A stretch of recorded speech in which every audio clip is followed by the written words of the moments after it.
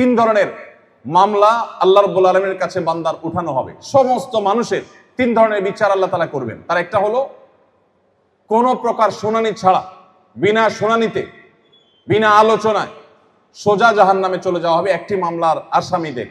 সেটি হলো আল্লাহর সঙ্গে যদি কেউ শিরকে লিপ্ত হয়, আল্লাহ এটা মাফ করবেন না। আর দ্বিতীয় হলো আল্লাহ রাব্বুল আলামিনের অধিকার সংশ্লিষ্ট বিষয়গুলো, যেমন নামাজ। একজন আসামি আল্লাহর কাছে কিয়ামতের ময়দানে তার বিরুদ্ধে মামলা উঠেছে যে তিনি নামাজে ত্রুটি করেছেন, কিছু নামাজ পড়েছেন, কিছু পড়েননি, পড়েছেন তো সঠিকভাবে পড়েননি, রোজা রেখেছেন তো কিছু ভেঙে ফেলেছেন, সেগুলো আর কাজা করেননি, কাজা করেছেন সঠিকভাবে করেননি। এই জাতীয় বিষয় যেগুলো শুধু আল্লাহর নির্দেশের লঙ্ঘন হয়েছে সরাসরি, সে তার সাথে মানুষের কোনো অধিকারের সম্পর্ক নাই, কোনো সংশ্লেষ নাই, এরকম বিষয়গুলো সম্পর্কে নবী সাল্লাল্লাহু আলাইহি ওয়াসাল্লাম মুসনাদে আহমদে বর্ণিত হাদিসে বলেছেন, সেই মামলাগুলো, সেই অপরাধগুলো বিচার করবেন আল্লাহ তাআলা।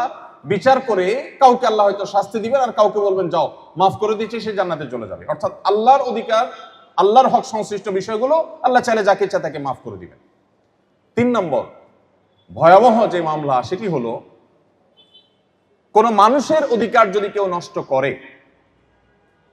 এই মামলার আসামি যারা হবে, প্রথমটার মতোই অনেকটা আল্লাহ রাব্বুল আলামিন এটার ক্ষমার অপশন তার হাতে তিনি রাখেননি,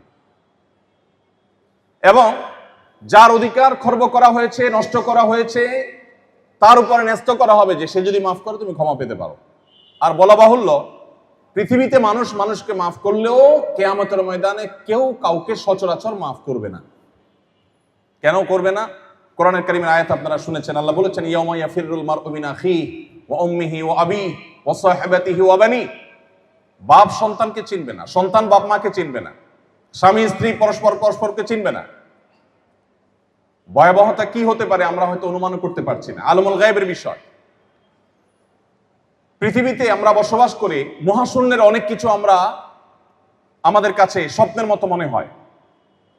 তাহলে যে মহাশূন্য মানুষের নাগালের মধ্যে, সেটা যদি আমার কাছে স্বপ্নের মতো মনে হয়, তাহলে যেটা মানুষের নাগালের বাইরের জগৎ, অদৃশ্যের জগৎ, আলমুল গায়ব কোরআনের ভাষায়, সেটা আমাদের ধারণা, আমাদের কল্পনার চাইতে কত ঊর্ধ্বে, কত ভিন্নতর, সেটা বোঝার জন্য শুধুমাত্র আল্লাহ রাব্বুল আলামিনের অসীম ক্ষমতা সম্পর্কে ঈমান থাকাই যথেষ্ট।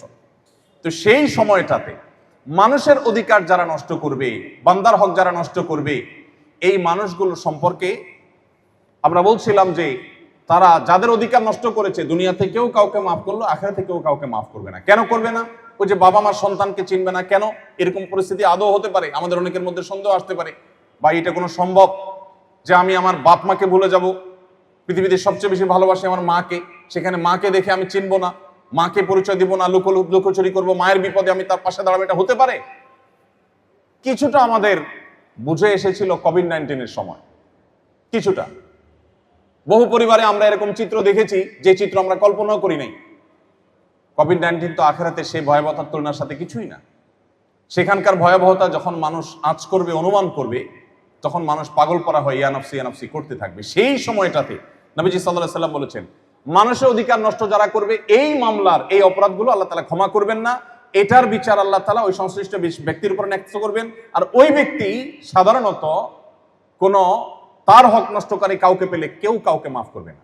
ভাইরা আমার, এই জায়গাটাতে মনোযোগ না দেওয়ার কারণে আমরা নামধারী মুসলমান, আমরা পোশাকি মুসলমান, আমরা লেবাসধারী মুসলমান, আমরা ইবাদত সর্বস্ব ইসলাম পালন করি, ইসলামের পূর্ণাঙ্গ রূপ এবং চিত্রটা আমাদের সামনে আসে নাই।